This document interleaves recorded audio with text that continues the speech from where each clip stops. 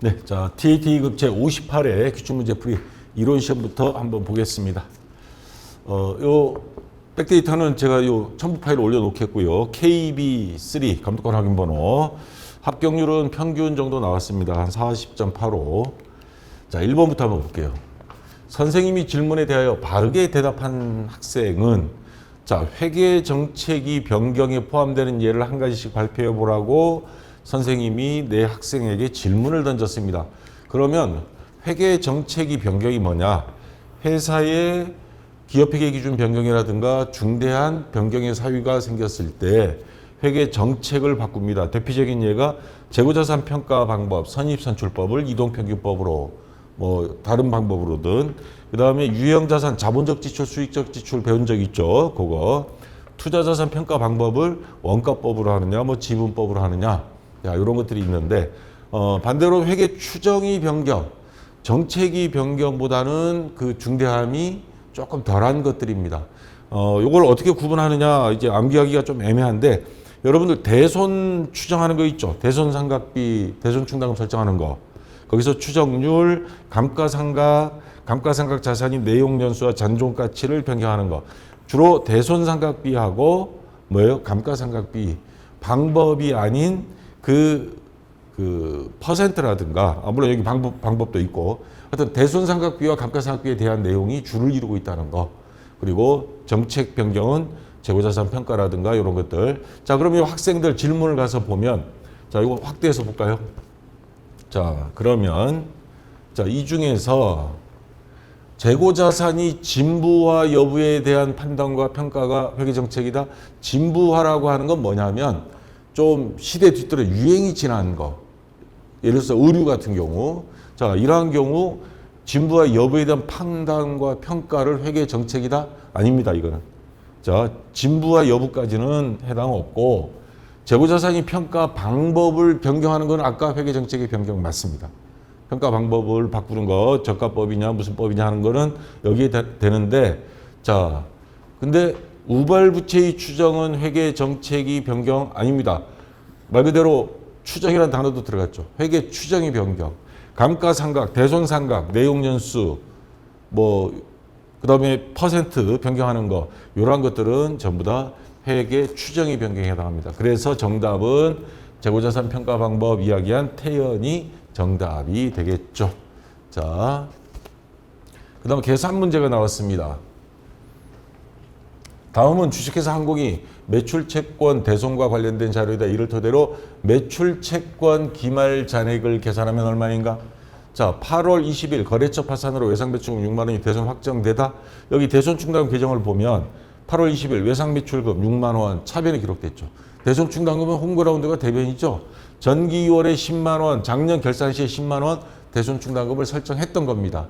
그런데 8월 20날 이 중에 6만 원을 사용해서 지금 현재는 4만 원 남아 있는데 근데 12월 31일 보니까 대손상각비 계정도 마찬가지고 여기 3만 원이 추가로 들어와서 현재 합계는 여기 더해지면 대손충당금 잔액은 기말 결산 시에 7만 원이 지금 설정되어 있는 겁니다.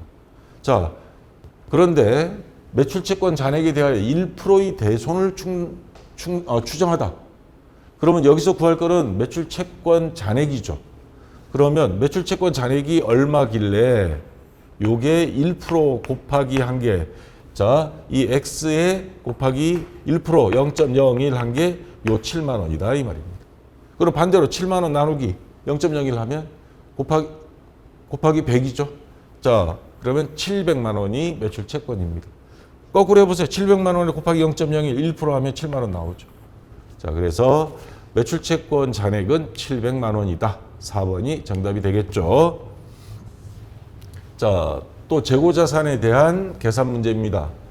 자, 다음은 주식회사 항공이 11월 상품 거래 내역이다. 11월 매출 원가하고 월말 상품 재고액은 얼마인가 선입선출법을 적용하라 그랬습니다.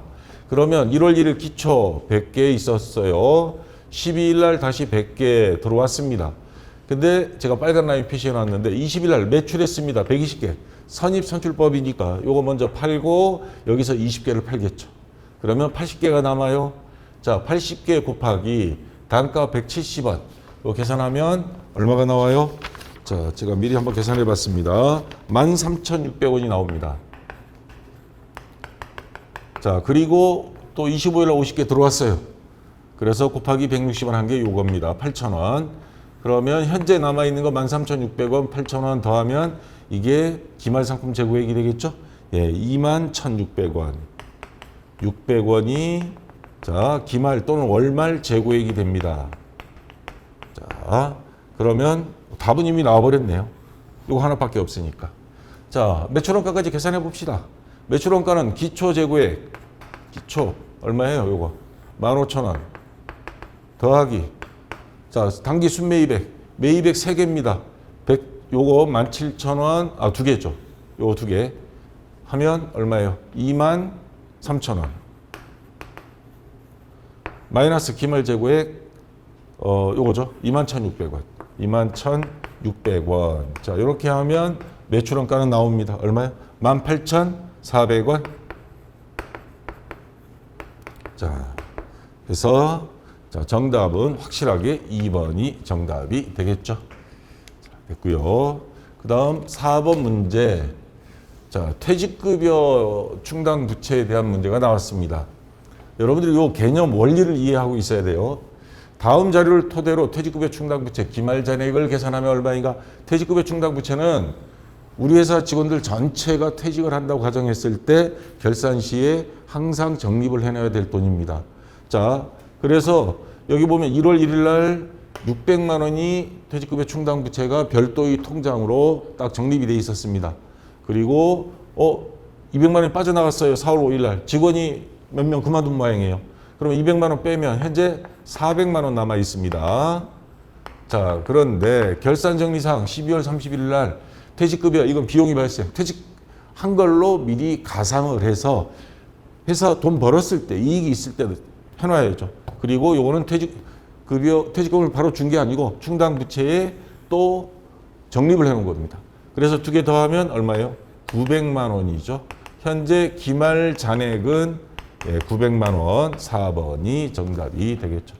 제가 제 고향에서 큰 그 자동차 공업사가 옛날에 있었는데 뭐 한 30년 전에 퇴직급여 충당부채 돈 급하다고 썼다가 나중에 공장장이 그 사장님이 돌아가시고 나니까 아들이 딱 사장으로 왔을 때 싸워가지고 공장장이 선동해서 한꺼번에 나가면서 퇴직금 달라고 소송해서 회사 경매로 넘겨버린 적이 있었습니다.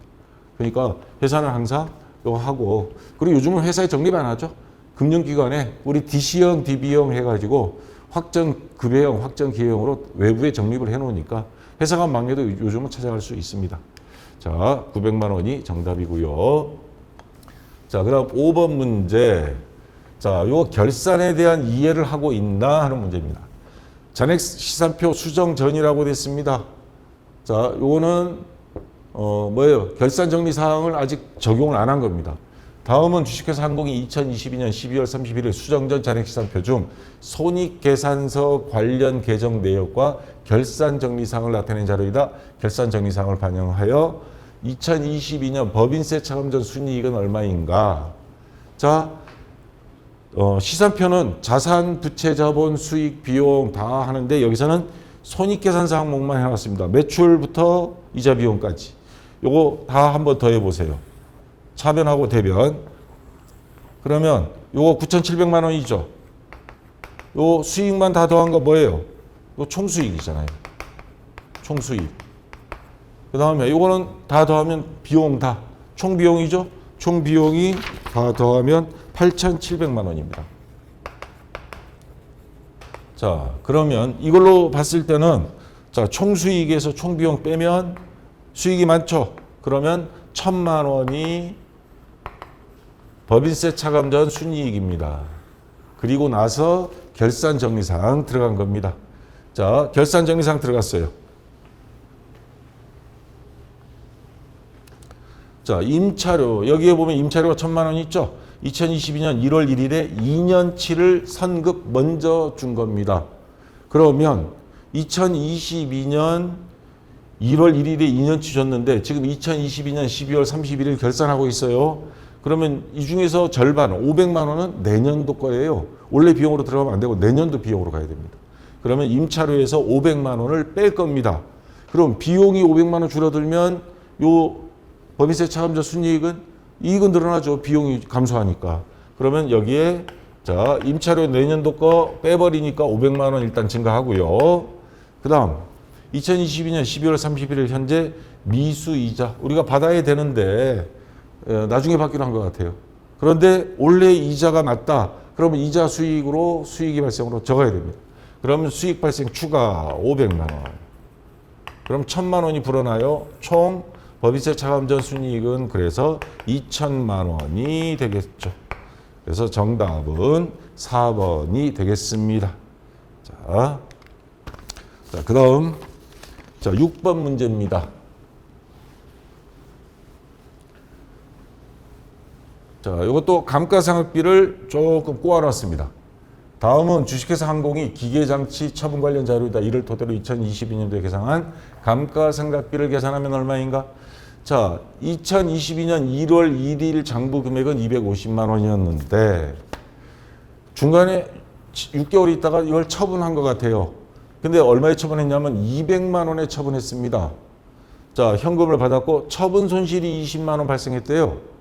그러면 자, 처분할 때 장부 금액 그러니까 7월 1일 장부 금액 대비 20만 원 손해 본 거니까 자, 장부 금액에서 장부 금액을 X로 봐요. 마이너스 20만 원 해서 판 금액이 200만 원이다 이 말입니다. 장부 금액 대비해서 유형자산 처분 이익 손실하니까 그러면 장부 금액 X는 요거 넘어가면 얼마예요? X는 220만 원짜리인데 요거를 200만 원에 팔았으니까 20만 원 처분 손실이 생긴 거다 해석할 수 있겠죠.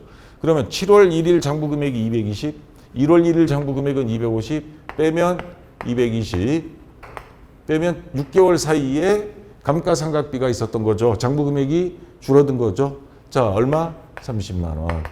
감가상각비 그리고 그만큼 감가상각 누계이익이 추가될수록 장부 금액은 점점 감소하니까 그래서 30만 원 추가로 감가상각비가 생긴 거다. 그래서 2번이 정답이 되겠습니다. 자, 그 다음 7번 문제 부가가치세입니다. 요거 간혹가다 한 번씩 나오는 문제인데 자, 앞에서 전산회계에서 요거 1급, 세무 2급 다 설명한 건데 지금 TAT에서 설명 안 했으니까 자, 여기 한번 간단하게 설명하겠습니다. 자, 주사업장 총괄 납부라는 제도가 하나 있습니다. 이 세금계산서라든가 부가세 신고 이런 거 할 때 자, 그다음 또 한 가지가 사업자 단위 과세 제도 요거 두 개를 비교하면서 간단하게 이해하면 자동 암기가 될 겁니다. 자, 뭐가 다르냐? 주사업장 총괄 납부는 말 그대로입니다. 사업장이 여러 개 있어. 자, 주사업장은 뭐 법인은 본점, 지점 상관없이 지점이 오히려 주사업장이 될 수도 있습니다. 대표적인 예가 지방은행들. 제 고향인 제주은행 본점은 제주도에 있어요. 자, 근데 지점은 여기 서울 지점이 따로 있습니다. 근데 주사업장은 지점 같은 여기 서울을 주사업장으로 할 수 있습니다. 왜냐하면 서울에 있으니까. 자, 그건 상관없고 주사업장 총괄 납부다 하는 거는 사업장에서 납부 신고만 하는 겁니다. 그러면 두 개 이상의 사업장이 있는 사업자, 법인과 일반 개인, 주사업장 관할 세무서장에게 주사업장 총괄 납부 우리가 신청을 하겠습니다 하면 부가가치세 신고 각 사업장별로 신고는 합니다. 따로따로 사업자 등록번호 달라요. 그리고 세금계산서도 따로따로 발행합니다. 근데 단지 납부만, 총괄을 해서 납부만, 납부 또는 환급받을 수도 있겠죠. 자, 요것만 하는 게 주사업장 총괄 납부 제도입니다. 자, 사업자의 자금 부담과 불편 해소시키고 세무행정의 능률화를 위한 취지이다. 자, 납부하고자 하는 과세기간 개시 20일 전에 해야 됩니다. 과세기간 들어가기 20일 전에 해야지 들어가고 나서는 해서는 안 된다. 자, 그 다음 만약에 포기한다. 아유, 이거 번거로워서 못하겠어. 그러면 마찬가지 20일 전에 과세기간 개시 20일 전에 포기하면 되고요. 근데 사업자 단위 과세 제도는 아예 전부 다 사업자 등록번호 하나로 통일하고 신고도 세금계산서 발행, 신고, 납부 다 한 군데서 해버리는 거예요. 자, 여러 사업장을 소유하고 있는 경우 주된 사업장에서 사업자 등록을 하나만 하여 신고와 납부 이때 각 지점이 사업자 번호는 없어지고 주 사업장이 모든 것을 다 처리한다. 오히려 이게 더 편하죠, 하려면. 자, 그러면 다시 문제로 돌아가서 자, 주사업장 총괄납부와 사업자 단위 과세 설명으로 옳은 것 찾으라 그랬습니다. 사업자 단위 과세는 뭐예요? 아예 전부 다 해버리는 거죠. 사업자 단위 과세 적용 사업장에서 납부뿐만 아니라 신고도 총괄하여 할 수 있다. 이건 맞는 거죠. 몽땅 다 해버리는 겁니다. 그래서 정답은 이미 나왔습니다. 1번이고요. 주사업장 총괄납부는 납부만 총괄한다는 것이 핵심이죠. 세금계산서는 주사업장에서 총괄하여 발급한다. 안 됩니다. 이거. 사업장별로 해야죠. 자, 주사업장 총괄납부 사업자가 주사업장을 총괄 납부를 포기할 때는 어떻게? 납부하려는 과세기간 종료 아니죠. 개시 20일 전에 포기 신고서. 신청도 마찬가지. 포기도 마찬가지. 개시 이전이라는 거. 법인이 주사업장 총괄납부를 하려는 경우 지점을 주된 사업장으로 할 수 없다? 아닙니다. 지점에서도 가능합니다. 자, 주된 사업장으로. 그래서 1번이 정답이고요. 자, 그 다음 8번 문제. 다음은 전자제품 제조업을 영위하는 주식회사 항공이 2022년 제2기 확정신고 기간 자료이다. 이를 토대로 부가가치세 과세 표준, 다시 말해서 매출액은 얼마인가 이겁니다. 단 주어진 자료의 금액은 부가가치세가 포함되어 있지 않은 금액이며 세금계산서 등 필요한 증빙 자료는 적법하게 발급하였거나 수령하였다. 외상 판매액, 수출액 포함, 수출액은 물론 세율은 0% 하니까 0원이 되긴 합니다만 매출액은 잡아야 됩니다. 그러면 요 1,300만 원은 매출액 과세 표준이 되고요. 비영업용 소형 승용차의 매각액 이것도 판매한 거니까 매출액으로 잡아야 돼요. 자, 그 다음에 토지 매각 이건 면세입니다. 면세는 부가가치세 신고 대상이 아닙니다. 자, 그건 아니고요. 재화 공급과 직접 관련되지 않은 국고 보조금 받은 거. 근데 이것도 재화 공급과 관련이 있다면 과세 표준으로 잡지만 관련이 없대요. 그냥 국가에서 어려운 기업체 도와준다 해서 받은 돈이니까 이건 매출액으로 잡아버리면 뭐야? 도와주고 세금 내? 이런 식이 돼버리죠. 그래서 요거 두 개 합치면 1,800만 원 2번이 정답이 되겠습니다. 자, 그 다음 9번 문제. 자, 또 그림이 나왔는데 요거 문제가 아마 이번 58에서 제일 어려운 문제가 아닌가 싶어요. 요 9번하고 10번. 다음 중 소득세법상 연금소득 많죠. 공무원들이 받는 공적연금, 공무원연금, 그 다음에 또 뭐 사립학교 선생님들이 받는 사학연금도 있고, 군인연금 있고, 그 다음에 개인연금도 있죠. 퇴직연금 있고, 연금 종류도 많습니다. 잘못 설명하고 있는 사람. 공적연금은 해당 과세기간이 다음 년도 1월분 공적연금 소득을 지급할 때, 예, 연금 받은 사람도 연말정산합니다. 대부분은 세금을 안 내지만, 지금 뭐 국민연금 같은 경우도. 자, 사적연금 소득이 연간 1,200만 원 이하인 경우에는 분리과세, 종합소득 신고 안 하고 그냥 연금 받은 거에 대해서 분리과세로 그냥 끝내버리는 겁니다. 자, 이건 맞습니다. 연금 소득은 실제 필요 경비를 연금 받는데 무슨 그 소득을 얻기 위해서 노력하거나 뭐 돈이 들어가거나 경비가 들어가지는 않죠. 자, 공제하지 않는 것 맞고 연금 소득 공제를 통해 일정한 금액을 공제합니다. 연금소득 공제라는 게 있습니다. 근데 문제는 얼마냐? 연 한도액이 소득에 따라 곱하는 퍼센트는 틀린데 한도액은 있습니다. 지금 여기 600만 원 돼 있죠? 아닙니다. 연 900만 원까지는 연금소득 공제가 됩니다. 요거 빼고 나머지 부분에 대해서 이제 군인연금이나 공무원연금 많이 받는 사람들이 있어요. 그거는 소득세를 납부합니다. 자, 그래서 틀리게 말한 사람은 재현 4번이 정답이 되겠습니다. 자, 그 다음 10번 문제. 자, 종합소득에 대한 문제입니다. 다음 자료를 토대로 거주자 김한공 씨 2022년도 종합소득 과세 표준을 계산하면 얼마인가? 자, 비영업 대금이라는 건 뭐냐면 개인이 돈을 빌려주고 이자를 받는 경우들이 있잖아요. 물론 조직폭력배도 뭐 엄격히 말하면 포함되긴 하겠지만 신고 안 하고 왜 아는 사람들끼리도 돈 빌려주고 이자 받을 수 있잖아요. 그거는. 자, 그래서 생긴 이익이 있다. 그러면 요거는 소득으로 봐야 되겠죠. 당연히. 자, 그 다음. 내국 법인으로부터 받은, 자, 근데 요거는 뭐에 해당이 되느냐? 금융소득입니다. 소득은 소득인데 금융소득이에요. 돈과 관련돼서 받은 거. 내국 법인으로부터 받은 이익이 배당금, 배당금 수익. 이것도 당연히 소득으로 봐야죠. 근데 이것도 금융소득입니다. 둘 다 공통점은. 자, 그 다음 금융소득은 없어요. 그럼 금융소득 합계액이 얼마예요? 1,500만 원. 자, 근데 여기서 주의해야 될 점. 금융소득은 2천만 원 이하일 때는 분리과세를 할 수 있습니다. 그러니까 받을 때 일정 부분 떼고 아예 뭐예요? 세무신고 안 합니다. 종합소득에 포함 안 합니다. 종합소득에 들어갈수록 세금은 많이 물려요. 자, 그러니까 얘네들은 종합소득에는 안 들어갑니다. 금융소득은 맞는데 연 2천만 원 이하여서 분리과세 대상이라는 거. 자, 그 다음 근로소득 금액은 요거는 3천만 원 당연히 종합소득에 들어가죠. 자, 물론 연말정산할 때 근로소득세 신고하고 끝내버리긴 하지만 대부분.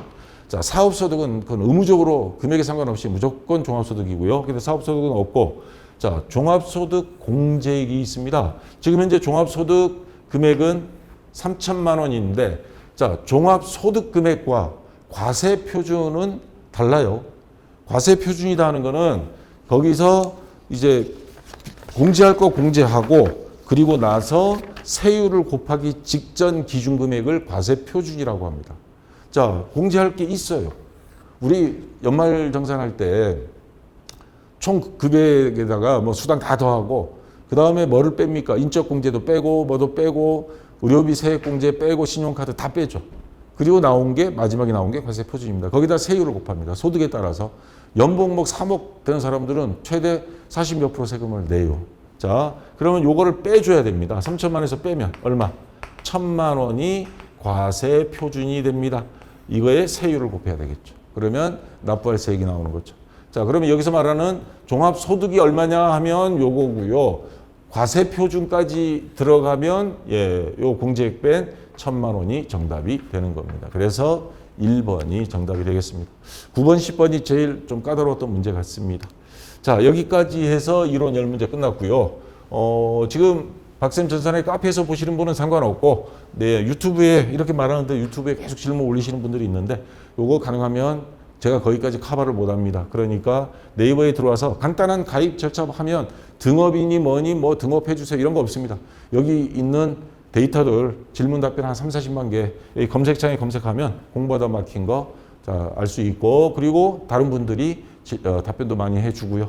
네, 참고하시고, 그리고 막 흐려요 하시는 분들 요거 HD 고화질 1080으로 꼭 하세요.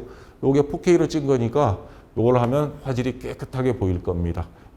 여기서 또 이제 속도 조절도 가능하니까. 자, 수고하셨고요. 잠시 쉬었다가 다음 시간에 실무시험 같이 공부하겠습니다. 자, 수고했습니다.